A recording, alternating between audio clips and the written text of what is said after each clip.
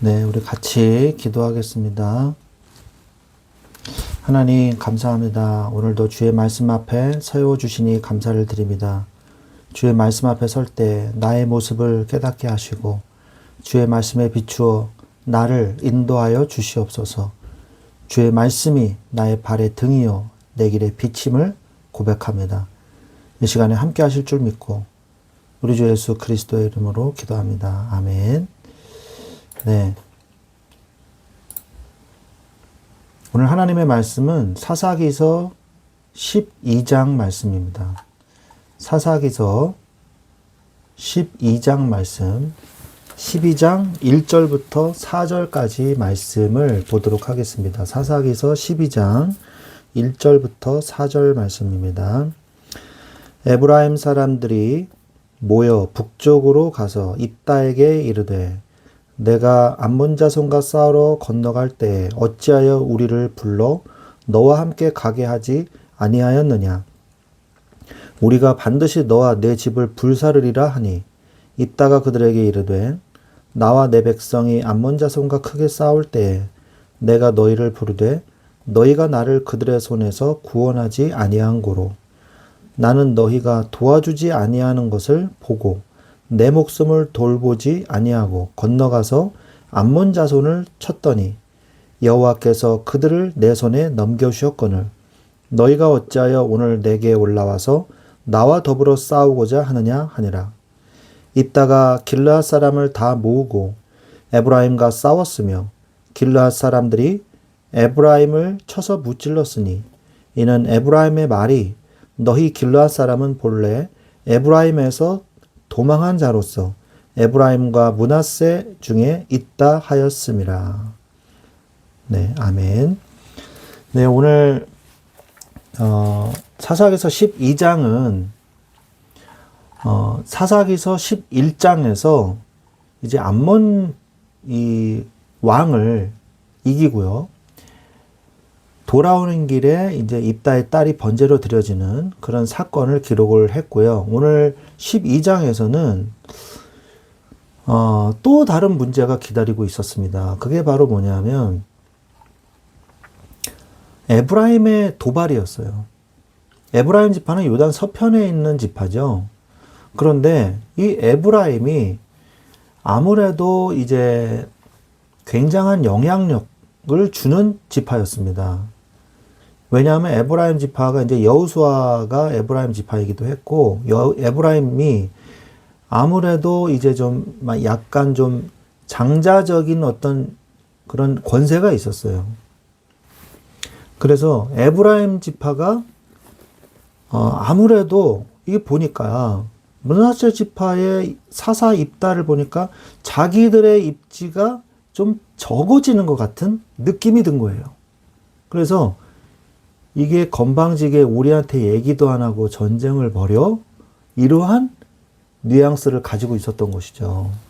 그래서 에브라임 지파가 나중에 다 끝난 다음에 부르려면은 전쟁하기 전에 이런 얘기를 하든지 다 전쟁이 끝나고 난 다음에 에브라임 지파가 모여가지고 북쪽으로 가서 입다한테 따진 겁니다.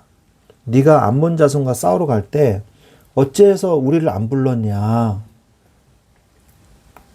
그러면서 우리가 반드시 너와 너의 집을 불사르리라. 너무 도발이었어요. 이거는 너와 네 집을 불사르겠다고 위협을 했습니다. 그러니까 길르앗의 승리를 시기질투한 에브라임의 교만함이 갈등의 원인이었던 거죠. 그래서 어떻게 됩니까? 입다가 이들을 그 전까지는 에브라임 지파가 지금 이번이 처음이 아니에요. 드보라 때도 그랬고요. 아무튼 그때는 잘 구슬려 가지고 넘어갔는데 입다는 그러질 않았어요. 입다는 분노해서 에브라임과 전쟁을 벌입니다. 그래서 다시 길르앗 사람들을 모아요. 4절에 다시 소집을 명령한 거죠. 근데 더 이 참을 수 없는 일은 뭐냐? 입다 개인에게만 모욕을 준 게 아니고 뭐라 그러냐면 에브라임의 말이 너희 길르앗 사람은 본래 에브라임에서 도망한 자다.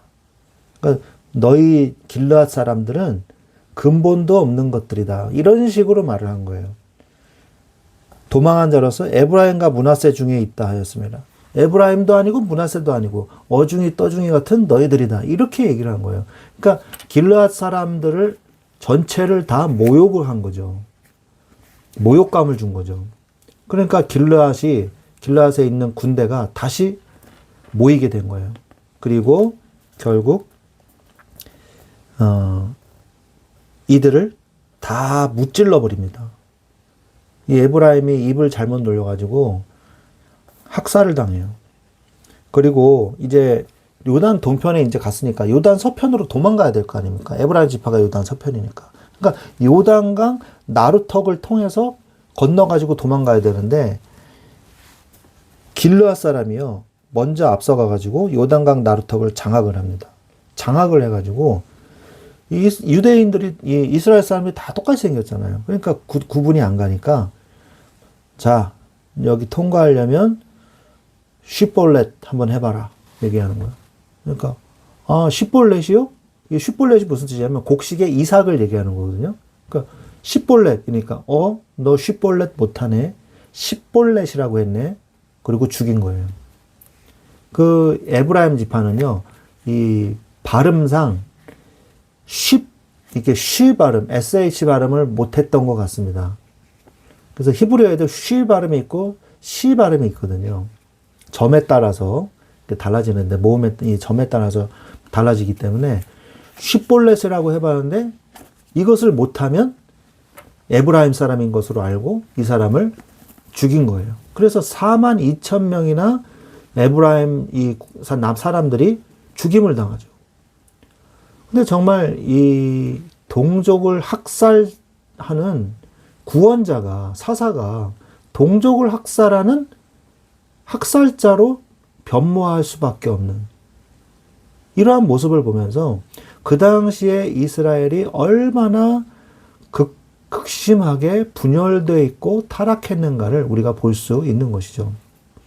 그래서 이제 이 입단은요, 동족 상잔의 비극 이후에 6년 정도밖에 이스라엘을 다스리지 못해요. 그리고 길르앗에서 장사가 됩니다.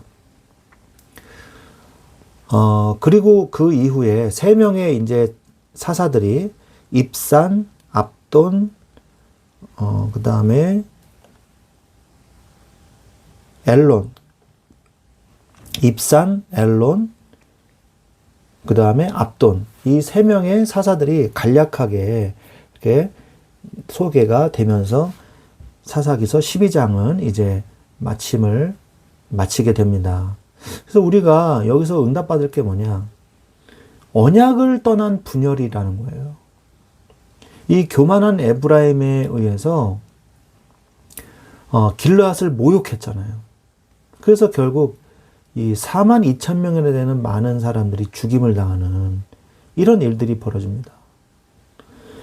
하나님은요, 계속해서 이스라엘 민족을 하나님의 언약 속으로 계속 끌어오고자 하였으나 이스라엘은 끊임없이 하나님과 멀어져 버리게 되는 거예요. 하나님이 끌어다 놓으면 멀어지고 끌어다 놓으면 멀어지고 이제는 하나님과만 멀어지는 것이 아니라요. 이스라엘의 12지파들끼리도 이제 멀어지기 시작하는 거예요.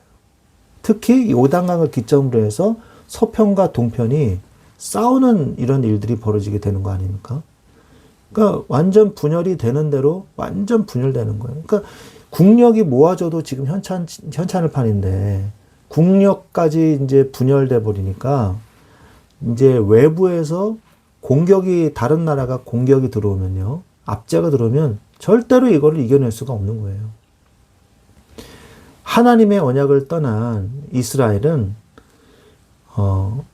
넘어질 때까지 분열되고 분열될 때까지 타락하고 그 타락의 끝까지 망가지고 말게 되는 것입니다. 이게 사사기의 이 결말이에요.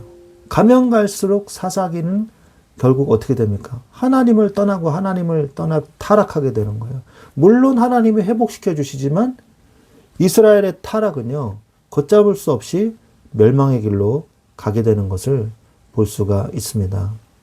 300년이 바로 350년 정도 이 사사시대를 그 정도의 기간으로 봅니다. 이 사사들의 이 다스리는 시간을 우리가 계산을 해보면 400년이 넘어갑니다만 중복되어지는 시간도 있기 때문에 보통 350년 정도로 보거든요. 350년 정도로 보는데 이 300여 년 동안에 이렇게 이스라엘이 망가지게 되는 거예요. 여러분 그걸 알아야 돼요. 우리가 하나님의 언약 속으로 들어가는 건요. 우리가 하나님의 언약 속에 신앙생활 하면서 잘 쌓아놓은 탑이요.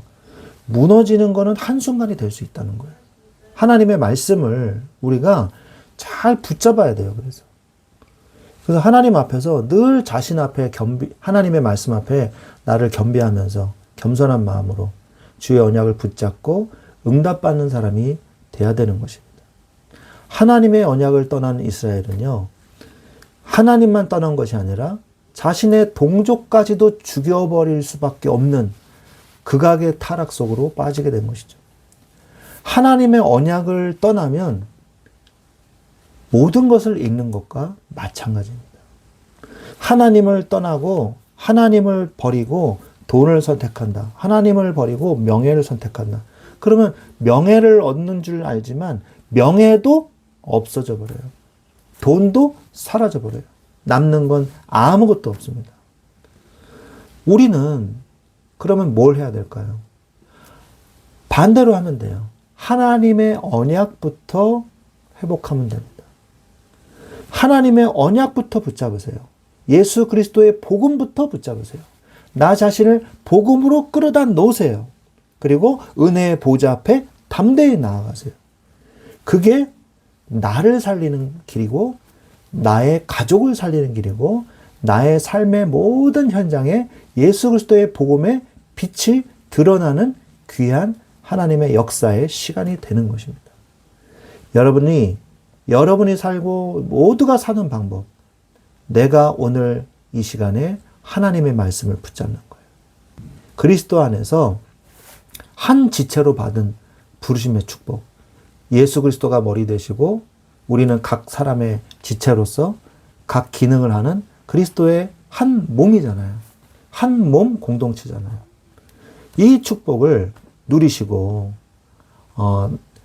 모든 사람을 살리는 하나님의 은혜 속에 들어가시는 모든 분야를 살리는 모든 것을 살리는 언약을 붙잡고 승리하시기를 우리 주 예수 그리스도의 이름으로 축원드립니다. 기도하겠습니다. 하나님 감사합니다. 나에게 있는 모든 언약 외에 다른 것들은 내려놓게 하여 주시옵소서. 예수 그리스도의 복음부터 회복하게 하여 주옵소서. 복음을 회복할 때 하나님께서 모든 것을 다시 회복시켜 주실 줄로 믿습니다. 주는 나의 마음속에 항상 계시고 나를 지키시는 하나님이심을 믿습니다. 오늘도 주의 언약 속에 내가 뿌리 내리고 주님과 함께 하심을 누리고 주의 은혜의 보좌 앞에 나아갈 때 하나님 앞에 나아갈 때 모든 것을 회복하는 하나님의 축복을 누리게 하여 체험하게 하여 주시옵소서. 우리 주 예수 그리스도의 이름으로 기도드려사옵나이다. 아멘.